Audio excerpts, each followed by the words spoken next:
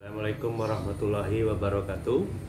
Alhamdulillah, hari ini kita akan memulai topik lain untuk ngaji peradaban. Nanti insya Allah akan lanjut, tapi hari ini kita adalah kuliah politik Islam.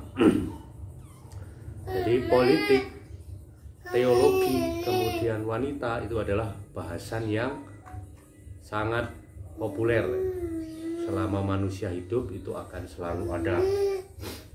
Dan kebanyakan politik itu sangat tidak disukai, tapi tetap dilakukan, tetap dinikmati oleh manusia. Kenapa seperti itu? Karena politik di zaman sekarang ini adalah politik barat. Di ngaji peradaban nanti saya ada video khusus bagaimana politik barat itu kemudian menjadi sekuler, ya kan? Dimulai yang penting adalah ketika barat memeluk Kristen, kemudian mereka memiliki doktrin bahwasannya agama itu adalah, atau Tuhan itu adalah pusat segala-galanya. Ya, dengan seperti tokoh-tokoh yang terkenal, ada Thomas Aquinas, ada Augustinus, dan Marsilius. Itu nanti juga akan saya bagikan tulisan saya gratis tentang teokrasi Kristen, yang intinya mereka beranggapan menyerahkan kekuasaan itu kepada raja, ya, kaisar, dan paus gereja, yang kemudian prakteknya terjadi penyelewengan, terjadi kerakusan, ya kan? Ketika mereka merasa sudah punya hak seperti itu, maka raja mengumpulkan upeti pajak itu dengan atas nama Tuhan. Kezaliman atas nama Tuhan. Ya, gereja kemudian memperkaya gerejanya, memperkaya para pendetanya atas nama Tuhan. Mereka menjual surat pengampunan dosa, ya kan? Terjadi jual beli jabatan rohaniawan. Nah, itu yang terjadi. Kemudian muncullah penolakan, ya. Sampai nanti muncul Renaissance, muncul antitesa terhadap ideologi tersebut dengan tokoh-tokoh sekuler, ya, semacam Machiavelli, Rousseau, ya kan, Montesquieu, yang pada intinya karena memang teokrasi, ya, sistem pemerintahan versi gereja itu tidak punya aturan detail, maka yang terjadi adalah politisasi agama Kristen oleh para pendeta dan raja serta bangsawan. Maka muncullah penolakan, kemudian disusunlah kembali demokrasi yang dulu sudah dirumuskan oleh nenek moyang orang Eropa, baik Yunani maupun Romawi kuno. Nah, sehingga mereka akhirnya menjadi sekuler. Fasludin anil hayat, memisahkan agama. Ya, Kristen itu tidak boleh masuk ke negara. Berbeda sekali dengan Islam. Ketika Islam turun, justru Rasulullah SAW menjadikan Islam sebagai sumber peradaban. Salah satunya adalah ajaran tentang siasat. Politik dalam Islam itu diatur secara terperinci oleh Nabi. Baik sistem pemerintahannya, cara memilih pemimpin, kriterianya itu ada semua di dalam fikih. Yang memang syariah itu bukan hanya diterapkan di zaman Nabi, tapi sampai yaumul kiamat.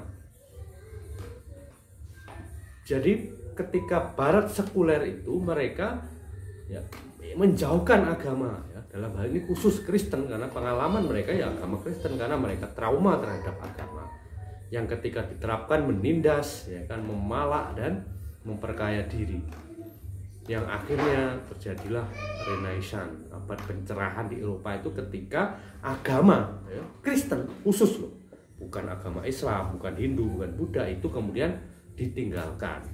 Sedangkan peradaban Islam di Mekah dan Madinah itu berdiri, ya, ketika Rasulullah SAW mendapatkan ahlul quwah, ya, mendapatkan kepercayaan dari penduduk Madinah untuk menjadi pemimpin mereka, lalu kemudian Fathul Mekah, berdirilah daulah Islam Madinah dan berkembang nanti menjadi khalifah, pengganti-pengganti Nabi yang bahkan berkembang di seluruh dunia. Perbedaan utamanya adalah ketika Barat sekuler mereka meninggalkan agama, bahkan Machiavelli yang merumuskan teori bahwasanya ya politik itu menghalalkan segala cara. Ya kan? Tidak ada teman yang abadi dalam politik, yang ada adalah kepentingan yang abadi. Itu masih bisa kita lihat demokrasi dipraktekkan di Indonesia ya seperti itu. Kemarin musuhan kayaknya lawan ya, tapi ketika dapat jabatan, nah rangkulan jadi teman. Pendukung yang fanatik ditinggalkan. Nah, kembali ke peradaban Islam. Jadi politik Islam itu dimulai ketika Nabi memimpin Madinah sebagai daulah. Negara Islam Madinah itu negara Islam jelas, bukan negara yang lain. Ya kan?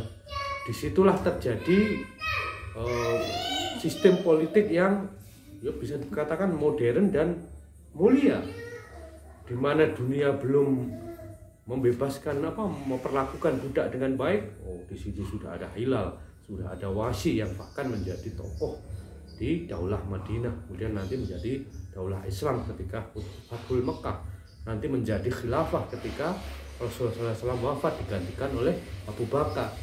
Nah, itu sistem politik. Nah, politik itu apa dalam Islam? Politik itu sasa ya susu siasatan, itu asal katanya. Jadi mengatur, mengurusi urusan manusia, urusan umat. Dalam definisinya dakhilian wa khorijian. Artinya ini sebuah peradaban, mengurus urusan dalam negeri, urusan luar negeri, itu adalah urusan dari politik. Ya kan? Dalam hadis juga disebutkan, definisi ini dipakai karena tasusuhumul anbiya.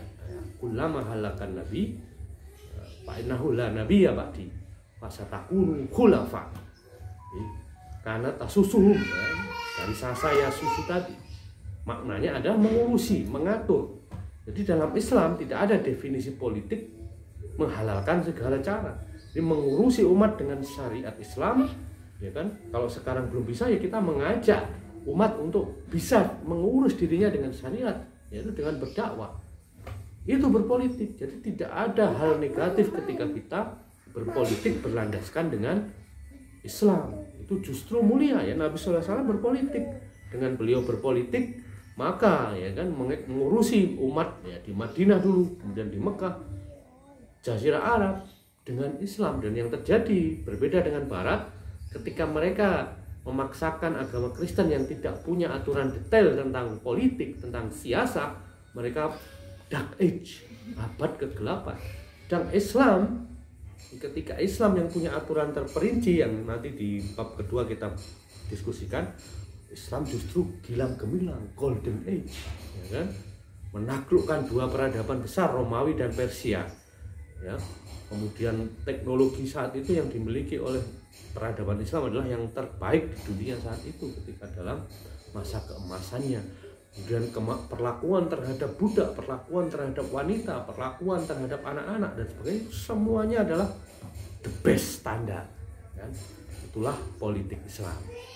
Baik, itu untuk materi pertama. Kita akan lanjut lagi untuk materi berikutnya. Assalamualaikum warahmatullahi wabarakatuh.